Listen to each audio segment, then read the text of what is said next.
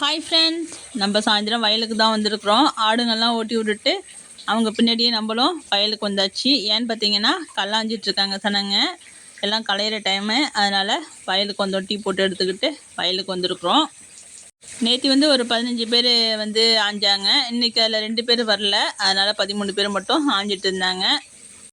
இது ஜனவரி 1ஆம் தேதி போட்ட களைங்க, வெஸ்டர்ன் வெரைட்டி.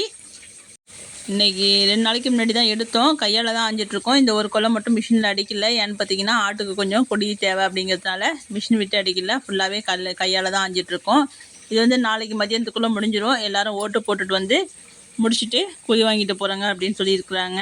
ஏன்னா இன்னும் கொஞ்சம் போது தான் கிடக்கு.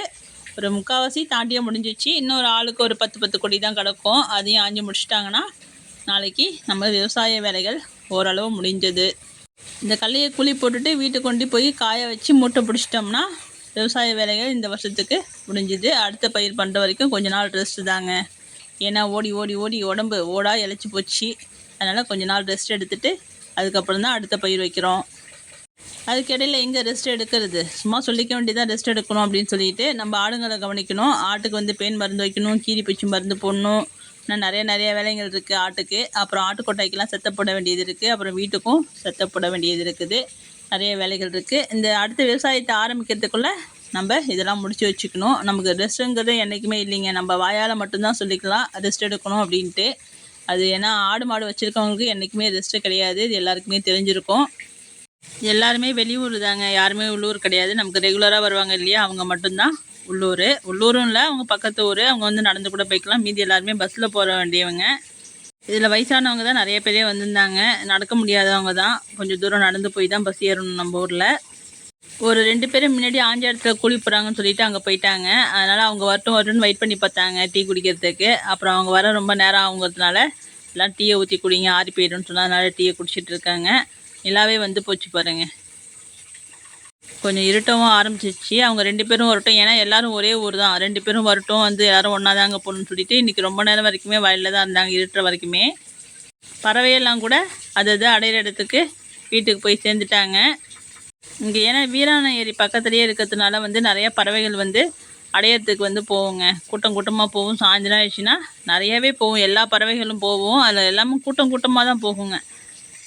இந்த வயசானவங்களாம் முடியாமல் பக்கத்துலேயே திட்டா கொட்டி வச்சுருந்தாங்க. அப்புறம் மிஷினு நாளைக்கு இந்த திரைக்கிறதுக்காக மிஷின் வரும் அப்படின்னு சொன்னதுனால எல்லாத்தையும் ஒரு இடமா எடுத்துக்கொண்டு கொட்டுறாங்க.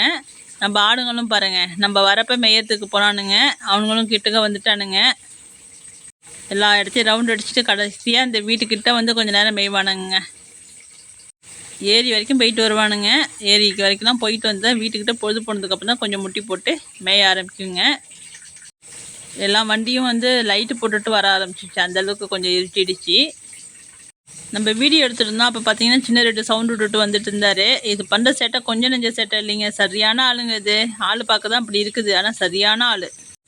இவன் குட்டியெல்லாம் இவன் பின்னாடியே வீடு வரைக்கும் ஒடியாரான். நம்ம வீடு வரைக்கும் ஒடியாரான். இவன் என்ன யோசிப்பான்னு தெரியல. அப்படியே நம்ம வீடு கிட்ட வரும்போது நின்றுக்கிட்டு திரும்பி ரிவர்ஸில் போயிட்டு அது புள்ளையெல்லாம் கொண்டு விட்டுட்டு இது மட்டும்தான் வீட்டுக்கு வருது.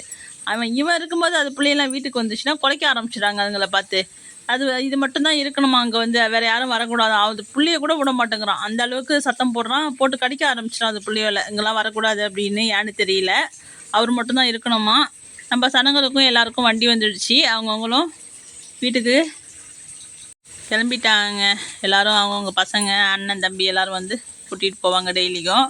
சில பேர் மட்டும்தான் பஸ்ஸில் போவாங்க, சில பேருக்கு வண்டி வரும். நம்மளும் வீட்டுக்கு வந்துட்டோம். எல்லாரையும் அனுப்பி விட்டுட்டு நம்ம ஆடுங்களும் மேய்ஞ்சிட்டு எல்லோரும் வீட்டுக்கு ஒடியாந்துட்டானுங்க. எப்படி ஒடியாரானுங்க பாருங்கள். வீட்டுக்கு வரும்போதும் ஒரு ஜாலி, போகும்போதும் ஒரு ஜாலி. நம்ம வயலுக்கு போகும்போதே தண்ணிலாம் ஊற்றி வச்சுட்டு தான் போனோம். இப்போ ஓடி போய் கடற்கரைன்னு தண்ணி தான் குடிப்பானுங்க. ஆடு வரதை பார்த்துட்டு எலிக்குட்டியும் அலைமேல பிள்ளையும் கத்துறானுங்க.